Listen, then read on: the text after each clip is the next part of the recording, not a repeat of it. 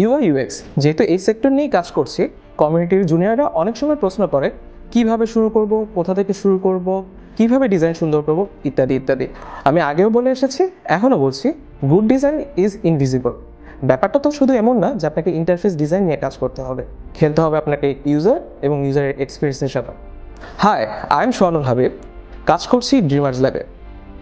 এখানে মূলত আমরা কাজ করি ফিউচার নিয়ে, বলতে গেলে অগমেন্টেড রিয়েলিটি, ভার্চুয়াল রিয়েলিটি, এগুলো নিয়েই আমাদের কাজ।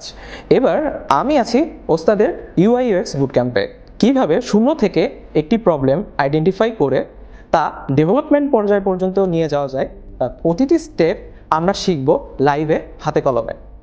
নট অনলি দ্যাট, আমার সাথে থাকবেন ইন্ডাস্ট্রির এক্সপার্টরা, যারা আপনাকে দিবে জব মার্কেট এবং ফ্রিল্যান্সিং গাইডলাইন।